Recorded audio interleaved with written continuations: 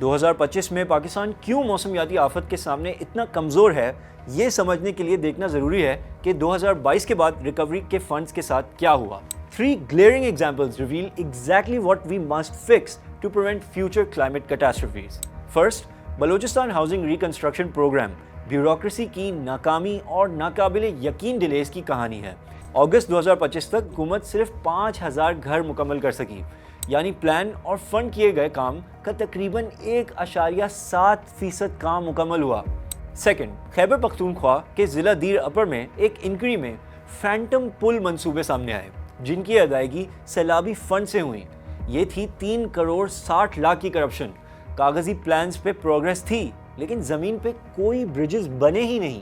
Third, Sindh کے relief programme کے دستاویزات میں ظاہر کیا گیا تھا کہ 42,000 ٹینٹس کی ڈسٹریبیوشن صرف 102 افراد میں کر دی گئی۔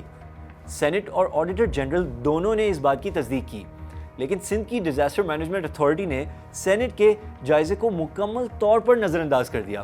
اب آتے ہیں سولوشنز کی طرف۔ اکاؤنٹیبلٹی اور ٹرانسپیرنسی کے فیلیئرز مستقبل میں کیسے اوائڈ کیے جا سکتے ہیں؟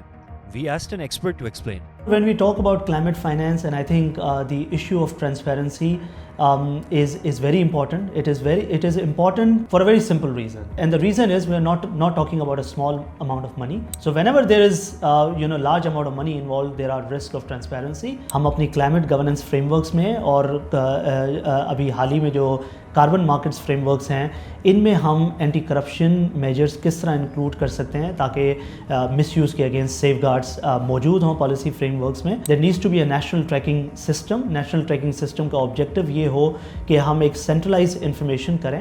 صوبے میں اور فیڈرل لیول میں جو ہے کلائمیٹ فائنانس یونٹس موجود ہیں جو کہ ایک بہت اچھا رول پلے کر سکتے ہیں اس انفارمیشن کو ڈسکلوز کرنے کے لیے لوگوں تک کہ جی کون سے صوبے ہیں، کن سیکٹرز میں ان کی اسپینڈنگ زیادہ ہے، ان کی امپیکٹ ایویلیویشنز کیا شو کرتی ہیں۔ And similarly I think this also alliance with our auditing institutions and anti corruption bodies.